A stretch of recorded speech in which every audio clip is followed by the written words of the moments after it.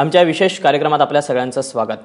आतापर्यंत एखाद्या हरवलेल्या व्यक्तीला शोधण्यासाठी लोकांनी शोधमोहीम राबवलेली आपण पाहिली आहे। मात्र नागपूरच्या अभयारण्यात जवळपास 100हून अधिक लोकांनी वाघाला शोधण्यासाठी मोहीम राबवली आहे।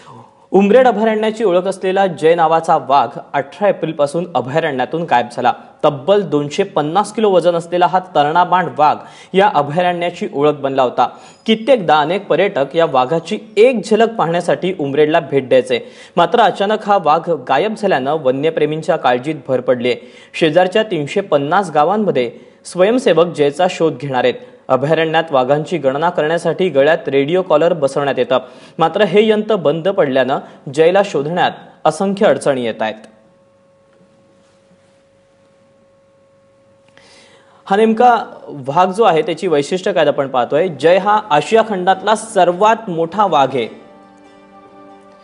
ताडोबाच्या अभयारण्यातला जय हा उमरेड मध्ये आला। 100 किलोमीटरपेक्षा जास्त प्रवास करून जय हा उमरेड मध्ये आला। राष्ट्रीय महामार्ग आणि अनेक गावं जयनं पार केली आहेत। जय आल्यानंतरच उमरेड मध्ये अभयारण्य घोषित झालं।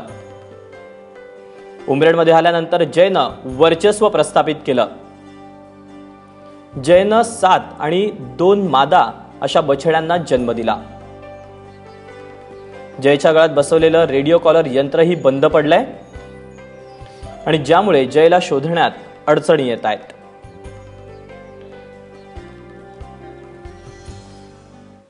आणि या सगळ्या संदर्भात अधिक माहिती देण्यासाठी थेट जाऊयात नागपूरला। आमच्या प्रतिनिधी सरिता कौशिक आपल्या सोबत आहेत। सरिता, कशा पद्धतीने ही शोध मोहीम राबवण्यात येते आणि ज्या पद्धतीने ही शोध मोहीम राबवण्यात येते त्यामुळे खरंच जयला शोधण्यात जय मिळेल का?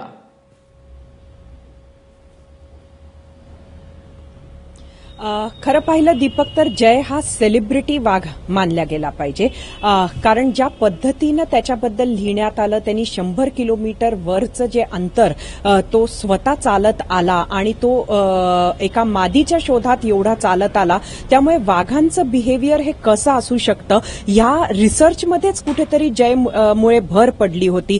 त्याचबरोबर तो जो 250 किलोचा जय होता त्याचं एक वेगळं आकर्षण होतं। त्यामुळे खरं तर अनेक प्रश्न हे उभे राहिलेले आहेत। 18 एप्रिलला जर का जय च्या सॅटेलाइट कॉलरशी संपर्क तुटला होता तर त्यानंतर आतापर्यंत संपूर्ण प्रशासन हे चूप का होतं हा खरं तर सर्वात मोठा सवाल समोर आहे। आपल्याबरोबर नागपूर जिल्ह्याचे वाईल्ड लाईफ वॉर्डन कुंदन हाटे हे आहेत। आपण त्यांच्याशी याच्याबद्दल बोलूया। सॅटेलाइट कॉलर असताना सुद्धा जयवर कंट्रोल नाही किंवा त्याचं मॅपिंग होऊ शकलं नाही का? काय झालेलं आहे? कॉलरला घेऊन एक्झॅक्टली काय प्रॉब्लेम आहे? WIAचे सायंटिस्ट हा प्रोजेक्ट राबवत होते आणि त्यांच्या म्हणण्यानुसार की हाय टेन्शन लाईन खालून जय गेल्यानंतर सॅटेलाइट कॉलरच ती बिघडली।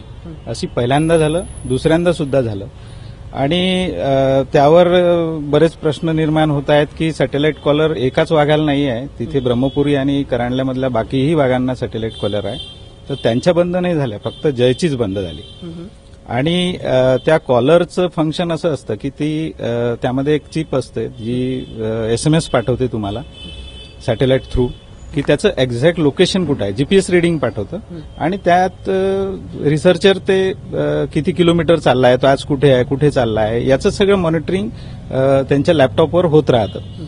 आणि याच सोबतच VHF म्हणून सिग्नल जे आहे, रेडिओ कॉलर जे सिग्नल्स आहेत ते सुद्धा असतात त्याच्यात। जर अशा वेळी सॅटेलाइट सिग्नल्स नाही मिळाले तर मॅन्युअली त्याला आपण सर्च करता येतं, पण ते दोन्हीही बंद झाल्यामुळे हा प्रॉब्लेम एप्रिल नंतर आलेला आहे। बरोबर आहे, पण आजची जर का आपण तारीख पाहिली आणि एप्रिल जेव्हा जय हरवला किंवा सिग्नल्स मिळाले नाही तेव्हापासूनचा जर का वेळ पाहिला तर हा खूप मोठा काळ आहे। अजूनही शोध मोहीम राबवणार असं म्हणण्यात येतंय, एनजीओची मदत घेतल्या जाईल असं म्हणण्यात येतंय, व्हॉलंटियर्सच्या टीम्स बनवल्या जातील असं म्हटलं जात आहे, पण अजून हे झालेलं नाहीये। हा विलंब किती दुर्दैवी आहे?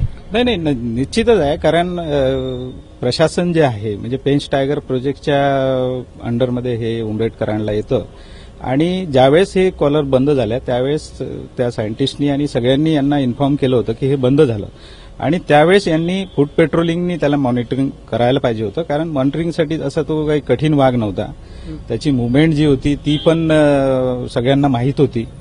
तर अशा वेळेस यांनी दुर्लक्ष केलं आणि दुसऱ्यावर ढकलण्याचे प्रकार केले. म्हणजे आमच्याकडे नाही आहे बाबा, ब्रह्मपुरी डिव्हिजनमध्ये आहे, तो तिकडे गेला, तिकडे असेल, तर या भ्रमात ते इतके दिवस राहिले.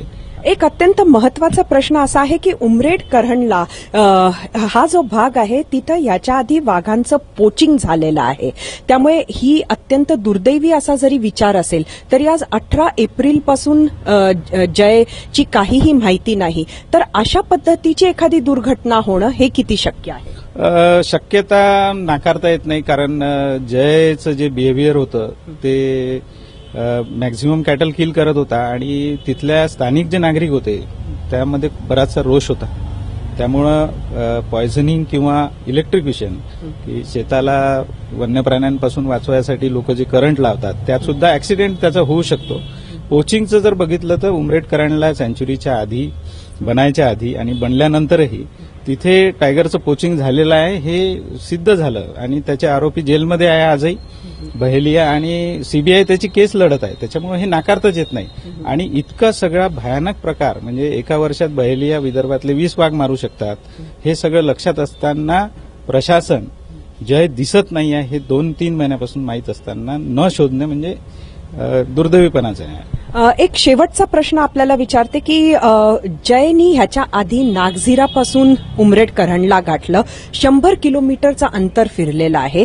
तर अशा प्रकारानं तो परत फिरू शकतो का? म्हणजे सोडून असंच परत एखादा अंतर तो कुठं गेला असेल का? अशा वेळेला त्याच्या रेडिओ कॉलरिंगवर त्याचे सिग्नल्स मिळू शकतात का? हा पहिला प्रश्न. आणि जयचे स्वतःचेच 7 पिल्लं आहेत, मेल टायगर्स आहेत. त्यामुळे आता जय हा 6 वर्षाचा आहे. तर हे वय तुम्ही कसं पाहता? म्हणजे कॉम्पिटिशनच्या दृष्ट्या तो संपूर्ण एरिया सोडून दुसरीकडे गेला असेल का? तो इतर ह्या यंग टायगर्सला लढत द्यायला त्याच्यामध्ये तेवढी शक्ती आहे का?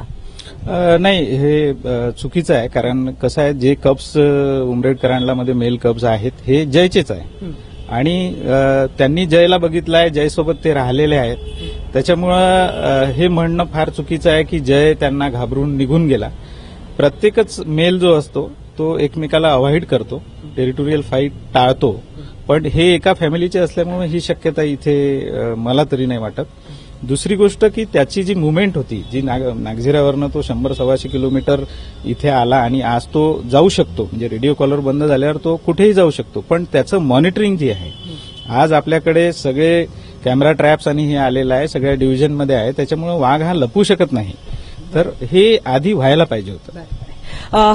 त्यामुळे आपण बघतो आहोत, दीपक आपल्याला कुंदन यांनी सांगितलं की हा जो वाघ आहे त्याचं बेसिकली मॉनिटरिंगच त्याचं सॅटेलाइट कॉलर थांबल्यानंतर योग्य पद्धतीनं झालं नाही, शोध मोहीम ही योग्य पद्धतीनं झाली नाही आणि त्यामुळे कुठेतरी हा जो वेळ गेलाय तो अत्यंत दुर्दैवी आहे. दीपक, नक्कीच. त्यामुळे आपण देखील अपेक्षा करायला हवी सरिता की लवकरात लवकर ज्या वेगळ्या पद्धतीने हे शोध मोहीम राबवतील आणि लवकरात लवकर जयला शोधून काढतील. सरिता, धन्यवाद दिलेल्या माहितीबद्दल.